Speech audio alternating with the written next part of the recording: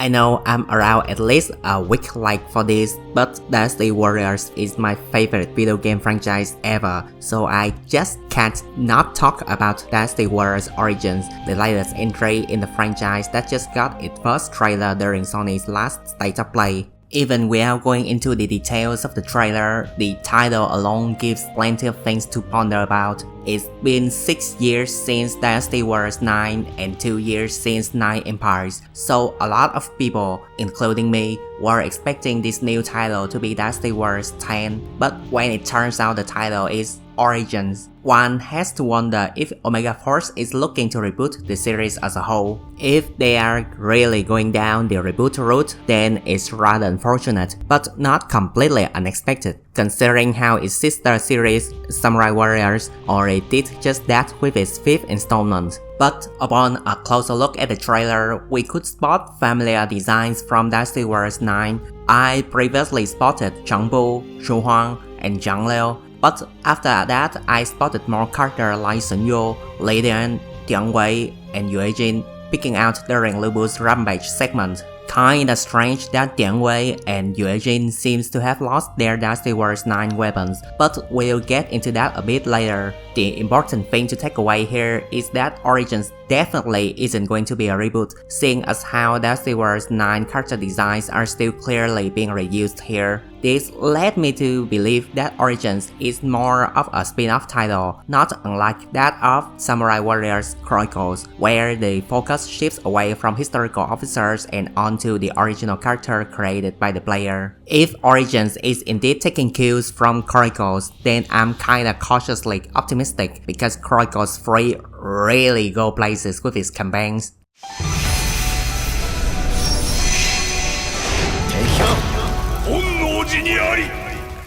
Now that I think about it, I'm surprised that Dynasty Warriors hasn't had a title similar to Chronicles before now. Sure, the create a character option has always been there since 4, and there are various side modes like Extreme or Destiny mode that gear towards custom characters. And the Empire's titles are very clearly made for custom characters too, but Origins is the first to be marketed with custom character being front and center. And since the focus is entirely on an original character this time around, I guess we will have a limited number of weapons to fight with, making all the historical characters NPCs, thus explaining them carrying generic weapons instead of the ones they used to have in Dynasty Warriors 9 or something. Kinda sucks if that's the case, but it's also a chance for the devs to experiment with the combat system again, seeing as how 9 system is rather divisive to say the least. The marketing taglines also kinda suck to be honest. I mean, come on, a nameless hero shall rises.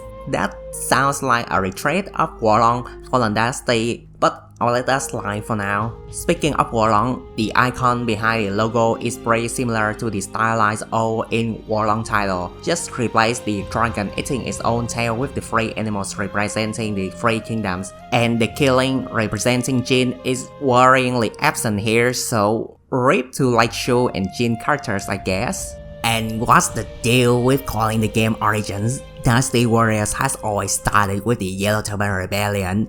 Just what more Origins can you get out of the period? Are we going back to the very root of the series that is the PS1 fighting game? You may be asking. Yeah, in the Famitsu article about the game's announcement, it was explained that the title does indeed go back to the very root of the series, but that root is Dynasty Warriors 2, not the first one. This is pretty common knowledge nowadays, but the Dynasty Warriors series as we know it only started with the 2nd installment. The first title technically is a different series altogether. The special anniversary trailer Koei Tecmo released a while ago made this very clear. So what's the big deal about going back to the series root? Isn't the whole series basically just the same game remade over and over again?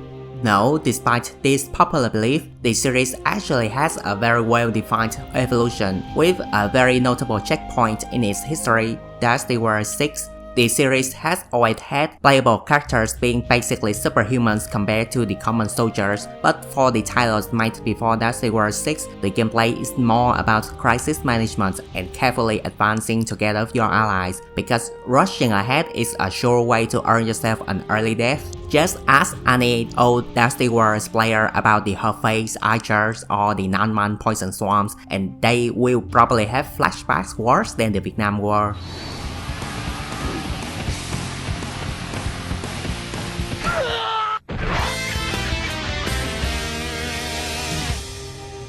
So, Origins going back to the series root could mean that they want the player character to fight together with their allies instead of taking on everything by themselves. There are snippets in the trailer that show the player character marching and fighting together with their troops, so I think this is a very likely direction the game is taking. But considering how the player character still looks absurdly powerful from what little footage we've had, it remains to be seen just how effective this back to its roots direction actually is. One thing that definitely won't be back to its root though is the soundtrack. I know this is only just a 1-minute trailer, but gone is the iconic guitar riff of the series, and in its place is an epic orchestral piece. I guess this is the result of Masa, the main sound director of the series since its birth, has already left Koei Tecmo in 2022. So instead of trying to soullessly replicate his style, the devs decided to carve out a new identity of this title with its music direction.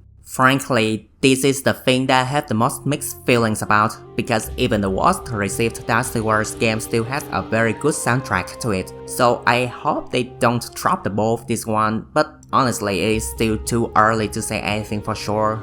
So yeah, my impression with the announcement and the trailer so far is rather mixed, but at least I find solace in knowing that my favorite video game series and cast haven't been outright killed off yet. I hope the game turns out well. I had rather negative opinion of Token Rainbow Warriors when it was first announced, but I ended up enjoying that game way more than I probably should have. For now, I am cautiously pessimistic. What about you guys though? What are your expectations for Dynasty Warriors Origins, hopes and dreams? Please do share if you feel like it, and thank you very much for listening to my rambling until the end.